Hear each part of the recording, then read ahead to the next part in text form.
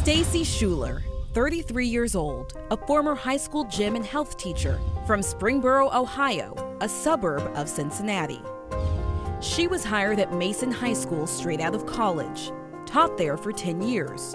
Known as an easygoing teacher, someone who students can confide in and trust. And she worked closely with the football team, worked one-on-one with teen boys as their athletic trainer. But one day in August 2010, after a football scrimmage, victims told police she got flirty and asked two of them to visit her at home. The age of consent in Ohio is 16. The teens were 17, but it's illegal for teachers, authority figures, to have sex with their students. We were having sex, and then at one point we stopped and went and smoked a cigarette. And we came back and continued. In these first taped interviews with police, students who had sex with their teacher tell all. Yeah, it was kind of like we were in disbelief that it happened. There's no way that this just happened. And basically couldn't fathom that it happened. Sex with Schuler at least 5 times. In the tapes, these teens explain how they had to twist Schuler's arm at times. How to kind of talk her into it. How do you have to convince her to let all 3 of you guys come over? I mean, just, come on, no one's going to find out. We're not going to find out. You can trust me. No one's found out yet. I haven't told anyone, blah, blah, blah. The students also explained how they surprised their other friend with a trip to Schuler's home. He was really, really excited. He was just like, this is my wife. Christmas present. Thought it was a giant present. He was just so excited. But they weren't so excited when one of the crew began to turn on Schuler. They described it as blackmail. He wasn't passing, so he was like, I'm telling everyone unless you give me an A. She ended up giving me an A. And there she kind of opened up about different things within the school that were kind of corrupt, if you will. Different principals that sent her naked pictures or different, not what's supposed to happen within the school. During these first taped interviews with police, a couple of the teens appeared to be smiling, at times laughing when talking about their experience.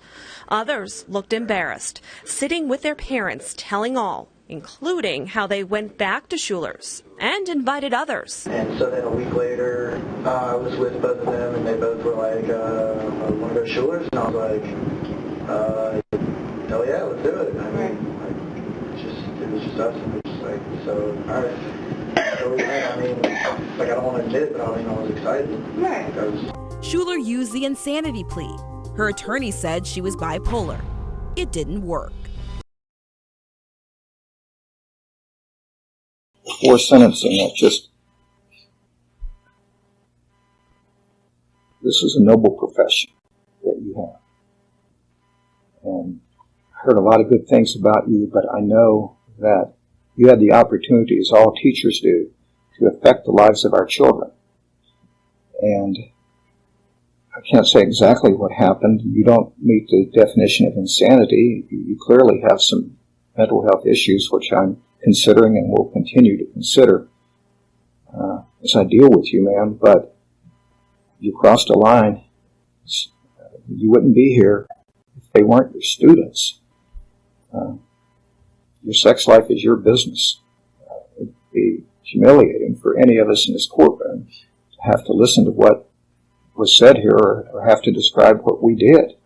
And it's your own business, except when you're a teacher and it involves your students.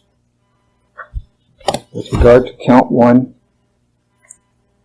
sexual battery, you're sentenced to 12 months. With regard to count 2... Oh, I'm sorry. No, you're right. I'm sorry. I thought it was still 1 to 5, but you're correct. It's the months. Sorry, go ahead.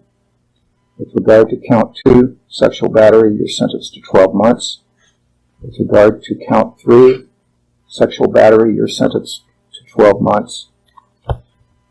With regard to count 4, offenses involving underage persons furnishing alcohol to underage persons, you're sentenced to 30 days. With regard to count 5, sexual battery, you're sentenced to 12 months. With regard to count 6, sexual battery, you're sentenced to 12 months. With regard to count 7, offenses involving underage persons, you're sentenced to 30 days. With regard to count 8, sexual battery, you're sentenced to 12 months. All of those 8 counts will run concurrent with each other at the same time. So that's a accumulation at this time of 12 months. With regard to count 9, this is when the individuals changed. We go from the first 2 individuals now, count 9, to the different individuals. With regard to count 9, 12 months. With regard to count 10, sexual battery, 12 months. With regard to count 11, sexual battery, 12 months. Counts 9, 10, and 11 will run concurrent with each other, but consecutive to counts 1 through 8. With regard to count 12, sexual battery, 12 months. With regard to count 13, sexual battery, 12 months. With regard to count 14, sexual battery, 12 months. With regard to count 15, offenses involving underage persons, 30 days. Counts 12 through 15 will run concurrent with each other and consecutive to counts 9 through 11. With regard to count 16, sexual battery, 12 months. With regard to count 17, sexual battery, 12 months. With regard to count 18, sexual battery, 12 months. With regard to count 19, sexual battery, 12 months. Counts 16 through 19 will run concurrent with each other and consecutive to counts 12 through 15.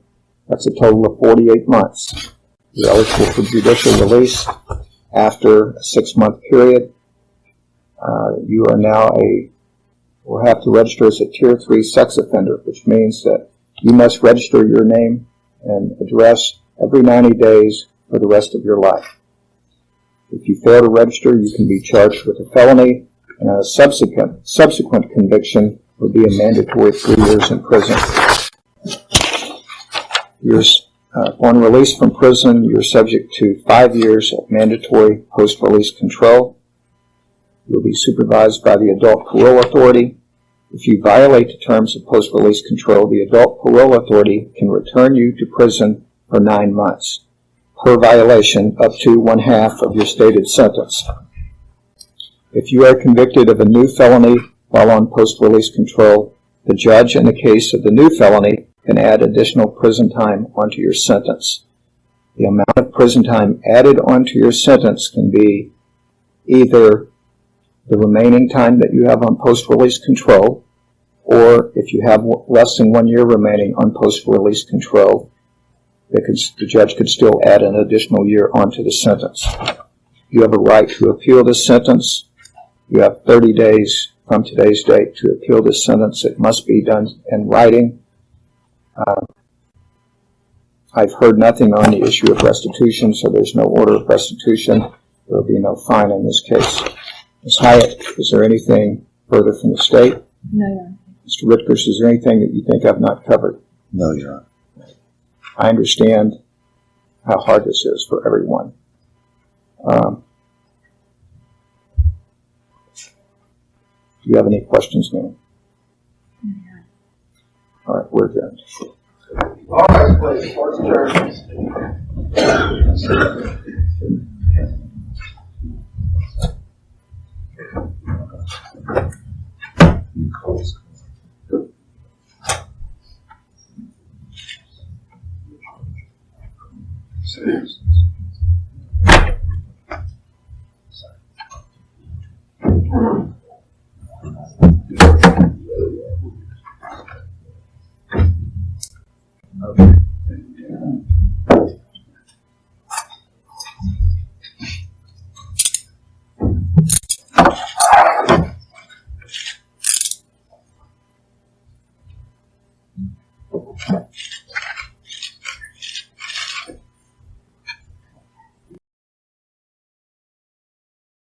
Thank you, Your Honor, for letting me address the court. I would first like to say that this last year in prison has humbled me a lot, and it's given me a lot of time to reflect on my choices and my actions. And I would like to take full responsibility for all of the crimes and all of the the harm and the pain that I've caused everyone who's involved. I realized that I had two main mistakes that I've been working on. The first one was, as a teacher, I should have set very clear boundaries from day one with my students. I really wanted them to feel comfortable coming to me and asking for help and wanting to be there to listen to them if they needed someone to talk to. And because of that, I allowed the line between teacher and friend to blur. And as an adult, I knew better. As a teacher, it goes against my professional ethics to do that. So I realized because of that and the crimes that occurred, it not only affected the victims, but their families, the community, their neighbors, the whole entire Mason City School District. And for that, I'm truly sorry. There's so much that I'm sure I can't even imagine that they're going through, besides the unwanted media attention and all the harm from my crimes, and I apologize for that. My second major mistake was to not ask for help when I clearly needed it.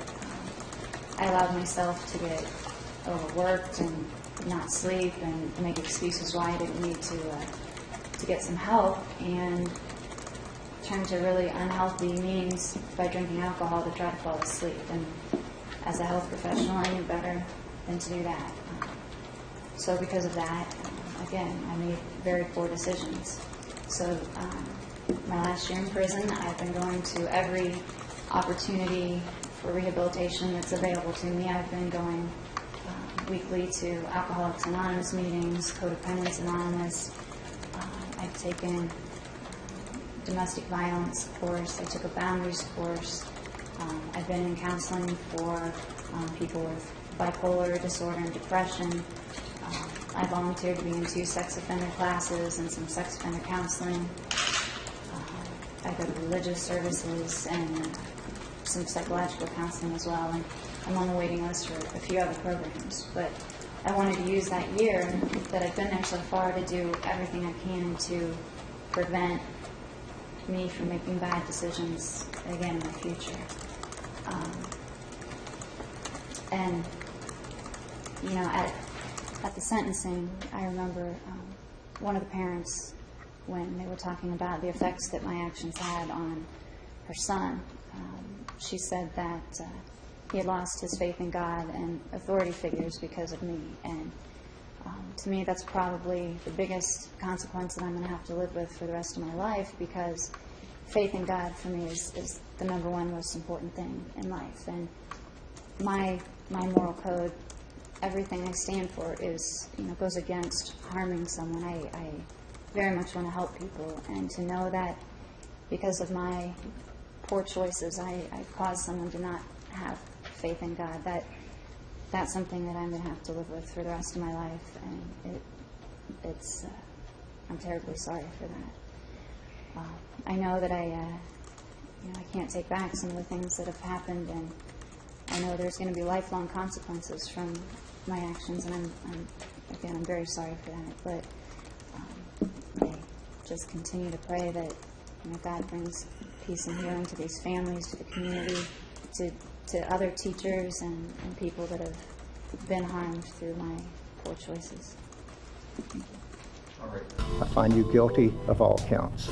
The judge sentenced her to 4 years in prison. She got out in 1.